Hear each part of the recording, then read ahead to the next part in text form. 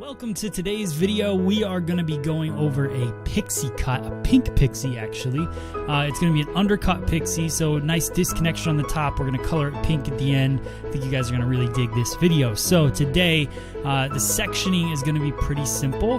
I start at the parietal ridge and I work my way back. So look for that recession point. You want to make sure that the top section that you're sectioning off is not too wide. It can really throw this haircut off. Also, you're trying to make some texture live on top of the head. If you go too far down on the parietal ridge, then hair will start hanging over in the final look. So a nice rectangular shape goes right down to the middle of the crown area, and we section off that top. Now I'm using the Paul Mitchell Pro Tools Express Ion Dry. It's the Turbo Light dryer. So it's a brand new dryer from Paul Mitchell. I'm going to use this to blow dry the bottom portion of the head. So after you shampoo, I always like when I go in with my clippers not to go in with the wet hair. It just helps kind of get everything into the clipper better, and also keeps the hair nice and smooth and works out any calyx. So you just go through and you cut it really nice and all the hair is laying the right way. So I'm using my Andis cordless clipper, and I'm also using a 2-guard to start out, and that's really just to remove the bulk. It's also really where I want the hair to end at about the parietal ridge. So I start by just taking out all that bulk. It just makes it easier for me. Some people like to start with that short section first, leave the long hair in there. I like to get most of it out of the way, especially if I'm going to cut the whole thing at a 2 level anyways. So I work my way through, working the clipper back and forth. Key thing with using a clipper, guys, is just to make sure that you don't just go in one direction, because hair kind of does grow in multiple directions. Even though we do that blow dry to prep the hair, it's still good to go back and forth in different directions to make sure you get every little bit possible. Now I jump all the way down to the 0-guard, and this is a trick that I want you guys to try when you're working in the salon, especially if you're not a barber. I'm not making this video for barbers. If you are a hairdresser and you're not used to using clippers, going in using your highest clipper first, take the bulk out, then go in with your lowest clipper and draw your line around the head shape. This is something I've really been working on. I have had some barber friends come in and film some videos, so I learned some things. I really like working with my lower guard all the way, creating that line and really just drawing an outline of where I want the shadowing to be in the haircut. So we're going to do a lower fade, so I want the weight to kind of come down just at that occipital bone area, and then I clean the rest off at a 0-guard. Now this is Mary. I've done multiple cuts on Mary. You guys have watched them on YouTube for sure. She really wanted to go nice and short, showed me this really short haircut, so I thought it was really cool being able to go in and try out those fading techniques. So now I jump to a 1-guard, and that 1-guard is going to be fully open. So you'll still see a line following the ridge of the head, but you notice that line really hugs the head shape, and that's what you want, because you want to really accent what her head shape is. So I work my way through there, 1-guard fully open. You'll still see that line because we're going from a 0-guard to a 1-guard open. So there is going to be a little bit of shadowing in there. So I work my way through. Then I'm going to go in with my YS Park barbering comb. This is available on Free Salon Education. I believe it's the 2... Actually, I don't remember the number. But just look up barbering combs on Free Salon Education. You can see this one on there. I use this for my clipper over comb. So I completely close the blade on the clipper, and I go through and I just take away some of that shadowing with that. That's my personal preference. You could do it with a guard as well. So now, cleaning it up. I got this, picked this up at the last hair show I was at in Philadelphia, at the Andis booth. So I paid my own money for it, but I do really like this trimmer. So I like it. I like a T-trimmer for all the detail work. It cuts really nice. It's got lots of power, and it's cordless. I like working with cordless tools.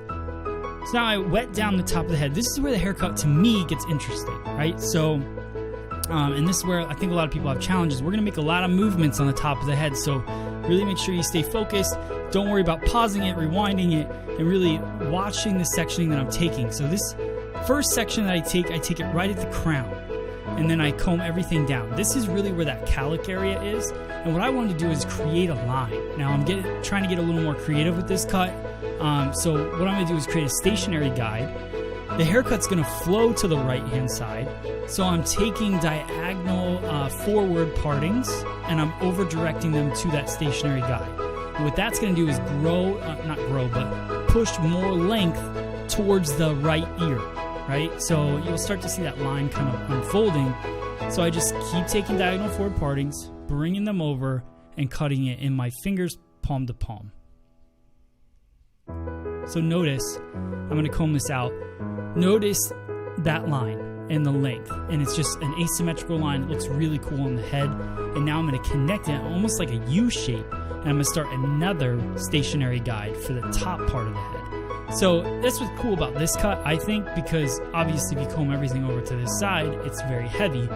But what I'm doing is I'm removing a ton of weight from the very back portion of the head, and I'm pushing all the weight to the front. So what that's going to do is give me more hair to play with in the dry cut portion, and also remove that bulk from the back of the head.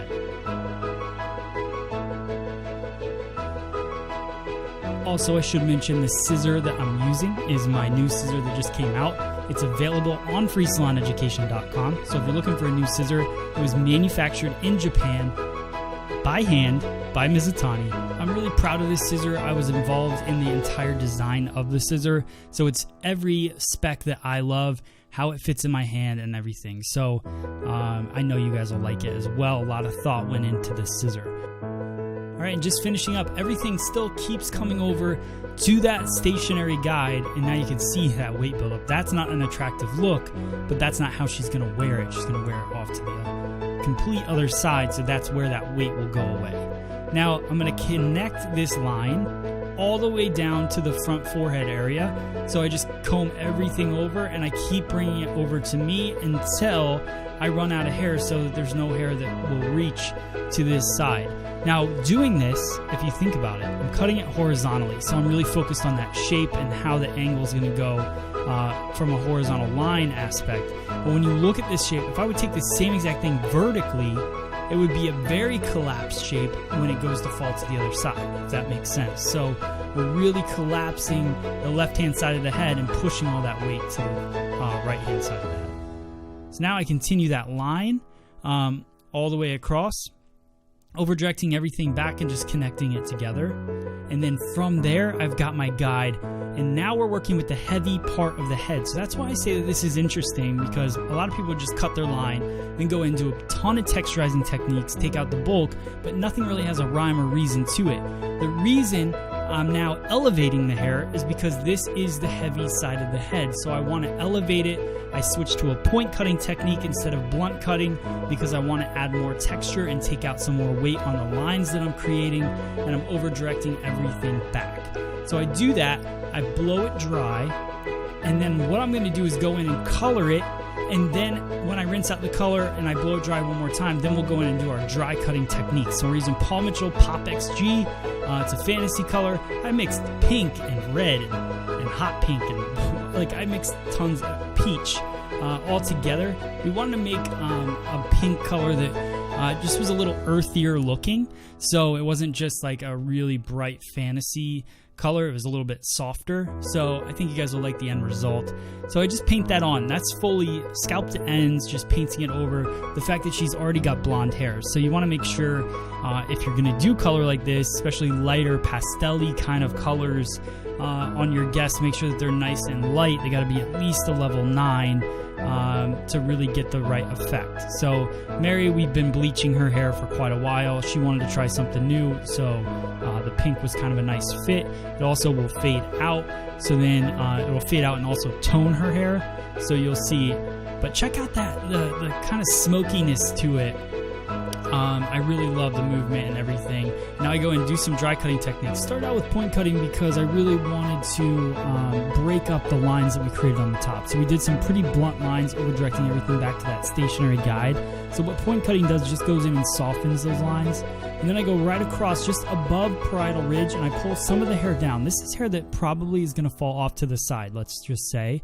So what I want to do is just soften that. So I comb it down and I work my scissor a half close, and I just kind of take some teeth out of it, or gaps. I just create air in that shape. And then I go in with Paul Mitchell Invisible Wear and I spray that in. It's a texture hairspray, so I create a ton of texture. It's got a slight, I'd say a medium hold. And then I go in with my iron. It's a Paul Mitchell Pro Tools smoothing iron. I go in and I just flip out some of those textured pieces to really show off the shape. Notice that the shape really follows her jawline and expands into the back, which really gives her a nice flattering shape to her head shape. So